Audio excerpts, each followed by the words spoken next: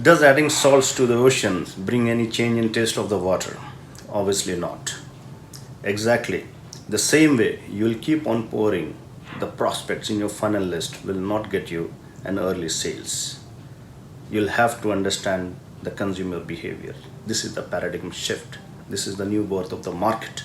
Everybody is very cautious, and getting an investment is certainly a wise call one has to take at this time of crisis. Everybody is trying to prepare their longer financial run so that they can survive for the longer period. Then how do you sell at this time of crisis? In my last video, we had discussed about some of the unique strategies as how we can create an urgency zone. I've been putting emphasis on shifting the strategy from advantage zone to need zone to the urgency zone. In today's videos, we'll discuss on the methods as how we can create the right urgency for our products and services. Friends, through my videos, I try to sow the seed of knowledge, and I hope you all will be able to connect the knowledge dots and you'll be more creative and innovative in your own business domain.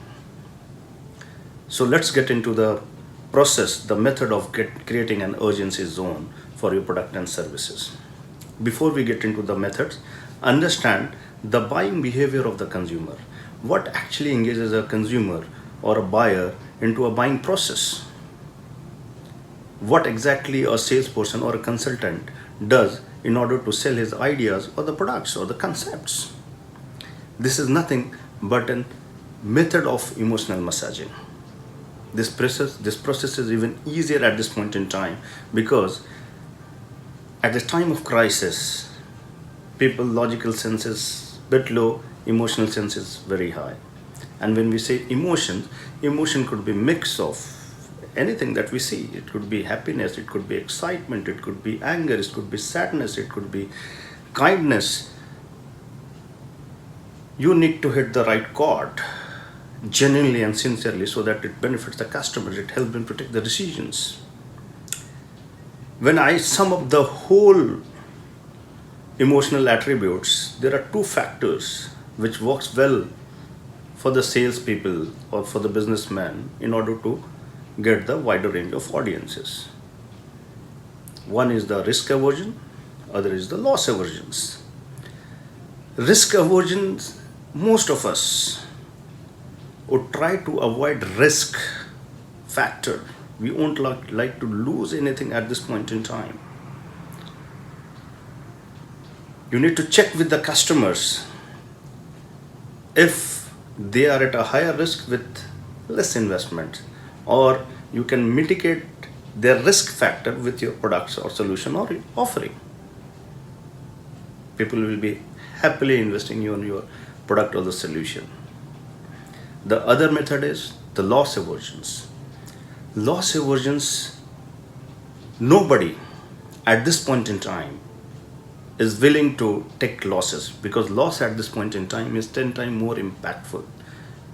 You need to position yourself in a very right way so that you are able to project yourself as your solution or the product is able to mitigate or negate their losses. Okay, so you'll have to have mix of both. At times you will face challenges. When we say risk aversion, there could be people who prefer to take risk, or there could be certain set of people who are risk neutral. But certainly there are a wide range of audiences who want to be risk averse. So look into your product and services, figure out what could be the best features which will help your customers to avoid risk. And when it comes to the loss aversion, many a time people do mistakes. They try to give benefits. They talk a lot about giving discounts.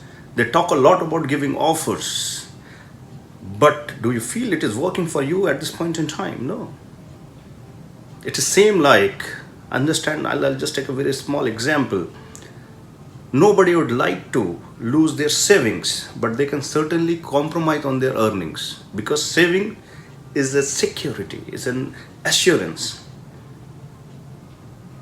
The same way, the first thing that will work for you and for your customer, convince them your solution, your product, your consulting is going to help them negate or minimize the risk and the losses.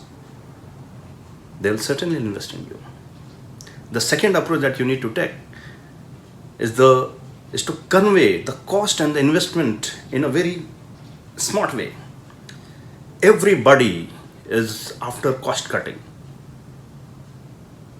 Your customer is saying the purchase has flagged down the process, the finance is not approving the budget, the owner is holding the money tight. Correct. Every business owner is meant to react in this way only. They are not doing anything different. You'll have to do things differently. Make them understand the difference in cost and the investment. The cost has to be curtailed. The cost has to be snapped. The cost has to be stopped. If anyway you have been able to help them to snap their cost factor, they'll entertain you. If not, you'll have to make them understand the investment in your product is a wise call, because investment either brings you the return or it helps you to cover the existing cost or existing investment.